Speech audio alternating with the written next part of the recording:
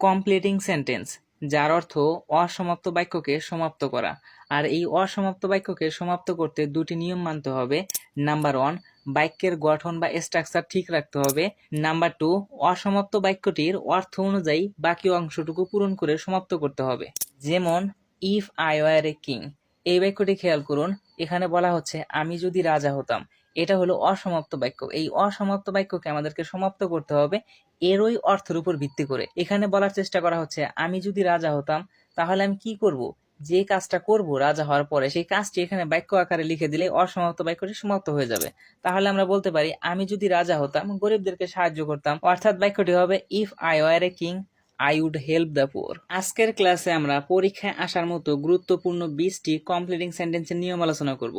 এই ক্লাসটি যদি আপনি শুরু থেকে নিয়ে শেষ পর্যন্ত মনোযোগ সহকারে দেখেন তাহলে আপনার কমপ্লিটিং সেন্টেন্স নিয়ে আর কোনো সমস্যা থাকবে না ইনশাআল্লাহ। নাম্বার 1, সো দ্যাট অথবা ইন অর্ডার দ্যাট, এদের অর্থ যাতে বা যার ফলে। প্রথম ক্লোজের পরে সো দ্যাট অথবা ইন অর্ডার দ্যাট বসে, এরপরে প্রথম ক্লোজের যে সাবজেক্টটি রয়েছে সেই সাবজেক্ট বসে, টেন্স অনুযায়ী ক্যান, কুড, মে, মাইট বসে ভার্বের বেস ফর্ম, এরপরে বাকি অংশ বা আদার ওয়ার্ড। যেমন উই ইট সো দ্যাট, এই বাক্যটি খেয়াল করুন। আমরা খাই যাতে অথবা যার ফলে। খাওয়ার ফলে কি হয়, আমরা বাঁচতে পারি, তাহলে আমরা লিখবো উই মে লিভ। এখানে খেয়াল করে দেখুন আমরা সো দ্যাট এর পরে যে সাবজেক্টটি লিখেছি প্রথম ক্লোজের সাবজেক্টটি লেখা হয়েছে, এরপরে টেন্স অনুযায়ী মে লিখে ভার্বের বেস ফর্ম লেখা হয়েছে লিভ। এখানে ভালো করে খেয়াল করুন প্রথম ক্লোজের মধ্যে যদি প্রেজেন্ট টেন্স থাকে তখন আমরা সো দ্যাট অথবা ইন অর্ডার দ্যাট এর পরে ক্যান অথবা মে লিখবো। আর যদি প্রথম ক্লোজের মধ্যে পাস্ট টেন্স থাকে তখন আমরা সো দ্যাট অথবা ইন অর্ডার দ্যাট এর পরে কুড অথবা মাইট লিখবো। এখানে যেহেতু প্রেজেন্ট টেন্স ছিল তাই আমরা ক্যান অথবা মে লিখতে পারতাম, কিন্তু এখানে যে বাক্যের অর্থ রয়েছে সেই অর্থের উপর ভিত্তি করে ক্যান না লিখে মে লেখা হয়েছে। He went to London in order that, এই বাক্যটি খেয়াল করুন। সে লন্ডনে গেছে যাতে বা যার ফলে। সে লন্ডনে কেন গিয়েছে, টাকা ইনকাম করতে অথবা পড়াশোনা করতে। আমরা তাহলে লিখতে পারি হি কুড আর্ন মানি, অথবা আমরা এটাও যদি লিখি হি কুড স্টাডি। এই বাক্যটি ভালো করে খেয়াল করুন। প্রথম close he went to London, এইটুক হলো পাস্ট টেন্স, এজন্য আমরা ইন অর্ডার দ্যাট এর পরে যে সাবজেক্ট লিখেছি এই সাবজেক্ট হলো প্রথম ক্লোজের সাবজেক্ট, এরপরে ক্যান না লিখে কুড লেখা হয়েছে কারণ এটি পাস্ট টেন্স। যখন পাস্ট টেন্স হয় তখন আমরা কুড অথবা মাইট লিখি। এখানে বাক্যের অর্থের উপর ভিত্তি করে কুড লেখা হয়েছে, আর কুডের পরে ভার্বের বেস ফর্ম লিখে আদার ওয়ার্ড বা বাকি অংশ। Number 2, so dot dot that, এর অর্থ হলো এতই যে। এই সো ডট ডট দ্যাট প্রথম ক্লোজের পরে বসে, আর এই সো এবং দ্যাটের মাঝখানে যে ড্যাশ রয়েছে এই ড্যাশের মধ্যে অ্যাডজেক্টিভ অথবা অ্যাডভার্ব বসে। আর দ্যাটের পরে প্রথম ক্লোজের যে সাবজেক্টটি রয়েছে সেই সাবজেক্টটি বসে, টেন্স অনুযায়ী ক্যান নট অথবা কুড নট বসে ভার্বের বেস ফর্ম, এরপর বাকি অংশ অথবা আদার ওয়ার্ড। যেমন he is so weak that dash, এই বাক্যটি খেয়াল করুন। এখানে বলা হচ্ছে সে এতই দুর্বল যে, এর ফলে কি হবে, দুর্বল হওয়ার কারণে সে হাঁটতে পারতেছে না, তাহলে আমরা লিখতে পারি হি ক্যান নট ওয়াক। এখানে ভালো করে খেয়াল করুন দ্যাট এর পরে প্রথম ক্লোজের মধ্যে যে সাবজেক্টটি রয়েছে সেই সাবজেক্ট এখানে বসানো হয়েছে হি, এরপরে প্রথম ক্লোজের টেন্স অনুযায়ী এখানে ক্যান নট বসানো হয়েছে, কারণ প্রথম ক্লোজটি হলো প্রেজেন্ট টেন্স, আর যখন প্রেজেন্ট টেন্স থাকে তখন আমরা ক্যান নট, আর যদি এখানে পাস্ট টেন্স থাকতো তখন আমরা কুড নট বসাতাম। এরপর ভার্বের বেস ফর্ম লেখা হয়েছে walk. The man was so ill that dash, এই বাক্যটি খেয়াল করুন। এখানে বলা হচ্ছে লোকটি এতই অসুস্থ যে, এখন আমরা কোন সেন্টেন্স বসালে এখানে অসমাপ্ত বাক্যটি সমাপ্ত হয়ে যাবে। এই লোকটি এতই অসুস্থ যে সে 1 ইঞ্চিও আগাতে পারতেছে না, তাহলে এর ইংরেজি হবে he could not move an inch. এখানে খেয়াল করুন দ্য ম্যান একজন ব্যক্তি, এজন্য আমরা এই ব্যক্তির পরিবর্তে প্রোনাউন হিসেবে দ্যাটের পরে লেখা হয়েছে হি। আর এখানে যেহেতু প্রথম ক্লোজটি পাস্ট টেন্সে তাই আমরা ক্যান নট না লিখে কুড নট লিখেছি, এরপর ভার্বের বেস ফর্ম বসে বাকি অংশ। লিস্ট, এর অর্থ যাতে না। মনে রাখবেন লিস্টের পরে যে সেন্টেন্সটি হবে সেই সেন্টেন্সটি সর্বদাই অ্যাফার্মেটিভ বা হাবোধক হবে, কখনোই নেগেটিভ বা নাবোধক হতে পারবে না। আর এই লিস্ট বাক্যের স্ট্রাকচার হলো প্রথম ক্লোজের পরে লিস্ট বসবে, এরপরে প্রথম ক্লোজের যে সাবজেক্ট রয়েছে সেই সাবজেক্টটি লিস্টের পরে বসে শুড অথবা মাইট বসবে, এরপরে ভার্বের বেস ফর্ম বসে বাকি অংশ বা আদার ওয়ার্ড। যেমন ওয়ার্ক হার্ড লিস্ট ড্যাশ, এখানে বলা হচ্ছে কঠোর পরিশ্রম করো যাতে না। এখন আপনি গেস করে বলেন যে কঠোর পরিশ্রম করো যাতে না এখন কি হতে পারে, যাতে না তুমি ফেল করো, তাহলে আমরা লিখতে পারি ইউ শুড ফেইল। এখানে খেয়াল করুন প্রথম ক্লোজটি হলো ইম্পারেটিভ সেন্টেন্স, আর ইম্পারেটিভ সেন্টেন্সের বাক্যের শুরুতে সাবজেক্ট যদি না থাকে তাহলে আমাদের একটা সাবজেক্ট ইমাজিন করে নিতে হয় ইউ। এজন্য আমরা লিস্টের পরে সাবজেক্ট হিসেবে লিখেছি ইউ, এরপরে শুড অথবা মাইটের মধ্যে আমরা শুড ব্যবহার করেছি, কারণ লিস্ট যে বাক্যের মধ্যে থাকে সেই বাক্যের ম্যাক্সিমাম ক্ষেত্রে শুড ব্যবহার হয়, মাইট খুব কম জায়গায় ব্যবহৃত হতে দেখা যায়। এরপরে ভার্বের বেস ফর্ম ফেইল লেখা হয়েছে। হি ওয়ার্কড ফাস্ট লিস্ট, এখানে বলা হচ্ছে সে তাড়াতাড়ি হাঁটতেছে, যাতে না, আপনি গেস করে বলুন তো সে তাড়াতাড়ি হাঁটতেছে যাতে না কি হতে পারে? যাতে না সে মিটিংটি মিস করে, যাতে না সে বাসটি মিস না করে, যাতে না সে ট্রেনটি মিস করে। তাহলে আমরা লিখতে পারি he should miss the train. এখানেও খেয়াল করুন প্রথম ক্লোজের মধ্যে সাবজেক্ট হলো হি, আমরা লিস্টের পরে সাবজেক্ট হিসেবে হি লিখেছি, এরপরে শুড অথবা মাইটের মধ্যে শুড যেহেতু লিস্ট যুক্ত বাক্যের মধ্যে বেশি ব্যবহার হয় তাই আমরা শুড লিখে এরপর ভার্বের বেস ফর্ম লিখেছি মিস, এরপর বাকি অংশ the train. It is time অথবা ইট ইজ হাই টাইম, এদের অর্থ এটাই উপযুক্ত সময়।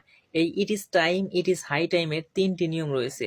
নাম্বার 1, ইট ইজ টাইম অথবা ইট ইজ হাই টাইমের পর যদি সাবজেক্ট লিখি এরপরে তাহলে ভার্বের পাস্ট ফর্ম বা ভি টু ফর্ম লিখে বাকি অংশটুকু লিখবো বা আদার ওয়ার্ড। যেমন ইট ইজ টাইম ড্যাশ, এখানে বলা হচ্ছে এটাই উপযুক্ত সময়। তাহলে আপনি গেস করে বলুন তো এটা উপযুক্ত সময় কিসের? এটা যে কোনো কিছুর হতে পারে। আমি বলতে পারি এটাই উপযুক্ত সময় পড়াশোনা করার, এটাই উপযুক্ত সময় মেডিসিন নেওয়ার মানে ওষুধ খাওয়ার। তাহলে আমরা বলতে পারি ইউ টুক মেডিসিন। এখানে খেয়াল করে দেখুন আমরা ইট ইজ হাই টাইম বা ইট ইজ টাইমের পরে সাবজেক্ট লিখেছি ইউ, এজন্য আমরা ভার্বের পাস্ট ফর্ম বা ভি টু ফর্ম লিখেছি টুক, এরপরে বাকি অংশ বা অবজেক্ট মেডিসিন। নাম্বার 2, আমরা যদি ইট ইজ টাইম অথবা ইট ইজ হাই টাইমের পরে সাবজেক্ট না লিখি তখন আমরা টু লিখে ভার্বের বেস ফর্ম লিখবো, এরপর বাকি অংশ। যেমন it is high time to take medicine. এখানে খেয়াল করুন ইট ইজ হাই টাইমের পরে আমরা কোনো সাবজেক্ট লিখিনি, যেহেতু আমরা কোনো সাবজেক্ট লিখিনি তাই আমরা টু লিখে ভার্বের বেস ফর্ম লিখেছি টেক, এরপর বাকি অংশ মেডিসিন। তাহলে বাক্যটি হলো it is high time to take medicine. Number 3, it is time অথবা ইট ইজ হাই টাইম এরপরে ফর লিখে একটি ব্যক্তিবাচক অবজেক্ট, এরপর টু লিখে ভার্বের বেস ফর্ম সর্বশেষ অবজেক্ট বা আদার ওয়ার্ড। যেমন it is high time for him to take medicine.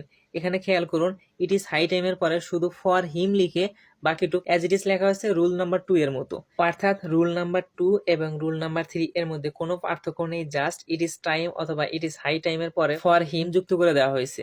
আর এই রুল নাম্বার 3 সাধারণত ব্যবহার হতে দেখা যায় না, তবে আমরা যখন নিয়মগুলো শিখতেছি সবগুলো শিখে রাখলে এতে দোষের কি? দো অলদো এদের অর্থ যদিও।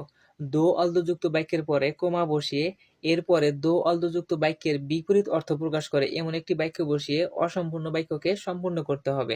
যেমন দো হি স্কোর ড্যাশ, এই বাক্যটি খেয়াল করুন দো যুক্ত বাক্যে বলা হচ্ছে যদিও সে গরিব, তাহলে সে কি হতে পারে? যদিও সে গরিব সে সৎ, তাহলে আমরা লিখতে পারি হি ইজ অনেস্ট। এখানে খেয়াল করুন দো যুক্ত বাক্যের মধ্যে যে সাবজেক্ট থাকবে সেটা আমরা বিপরীত বাক্যের শুরুতে সাবজেক্ট হিসেবে লিখব, আর দো যুক্ত বাক্যের মধ্যে যে টেন্স থাকবে সেই টেন্স অনুযায়ী আমরা পরের বাক্যটুকু লিখব। টিল অথবা আনটিল, টিল শব্দের অর্থ যতক্ষণ পর্যন্ত আর আনটিল শব্দের অর্থ যতক্ষণ পর্যন্ত না। মনে রাখবেন টিল এর পরে অ্যাফার্মেটিভ এবং নেগেটিভ যে কোনো বাক্যই বসতে পারে। যেমন wait here till I don't come back. এখানে খেয়াল করুন হোয়াইট হেয়ার আমার জন্য অপেক্ষা করো টিল যতক্ষণ পর্যন্ত আই ডোন্ট কাম ব্যাক আমি ফিরে না আসতেছি। এখানে কিন্তু টিলের পরে নেগেটিভ বাক্য লেখা হয়েছে। আর নিচের বাক্যটি খেয়াল করুন will you wait till I return, এই বাক্যের মধ্যে টিলের পরে অ্যাফার্মেটিভ বাক্য লেখা হয়েছে। ঠিক এরকম ভাবে টিলের পরে অ্যাফার্মেটিভ এবং নেগেটিভ যে কোনো বাক্যই বসতে পারে, তবে আনটিলের পরে সর্বদাই অ্যাফার্মেটিভ বাক্য বসবে, কখনো নেগেটিভ বাক্য বসতে পারবে না।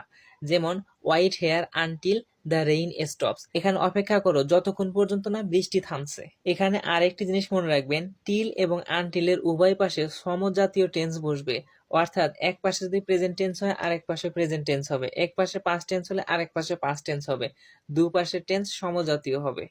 উড ইউ মাইন্ড এর অর্থ আপনি কিছু মনে করবেন অথবা তুমি কিছু মনে করবে। এই উড ইউ মাইন্ডের পরে ভার্বের সাথে আইএনজি হয়, এরপরে অবজেক্ট বা আদার ওয়ার্ড বসে। যেমন would you mind having a cup of tea. এখানে খেয়াল করুন উড ইউ মাইন্ডের পরে হ্যাভ ভার্বের সাথে আইএনজি যুক্ত করে হ্যাভিং করে বাকিটুক লেখা হয়েছে আদার ওয়ার্ড বা অবজেক্ট হিসেবে। উড ইউ মাইন্ডের পরিবর্তে উড ইউ লাইক টু বসতে পারে। যেমন would you like to have a cup of tea. এখানে খেয়াল করুন উড ইউ লাইক টু এর পরে কিন্তু ভার্বের সাথে আইএনজি বসেনি, ভার্বের বেস ফর্ম হ্যাভ বসেছে। ঠিক এরকম ভাবে যখন আমরা লাইক টু ব্যবহার করব এরপরে ভার্বের বেস ফর্ম বা ভি ওয়ান লিখবো, আর যখন আমরা উড ইউ মাইন্ড লিখবো তখন ভার্বের সাথে আইএনজি লিখবো।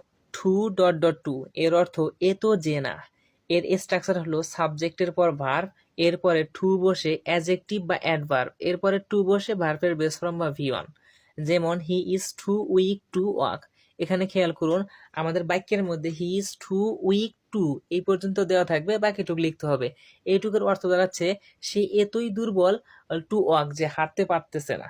এই টু আর টু ওয়ালা বাক্যের ক্ষেত্রে মনে রাখবেন এই টু এর পরে আমরা ভার্বের বেস ফর্ম বা ভি ওয়ান বসিয়ে দিলেই অসম্পূর্ণ বাক্য সম্পূর্ণ হয়ে যাবে। অ্যাজ লং অ্যাজ এর অর্থ যতক্ষণ ধরে বা যতক্ষণ যাবত। মনে রাখবেন এই অ্যাজ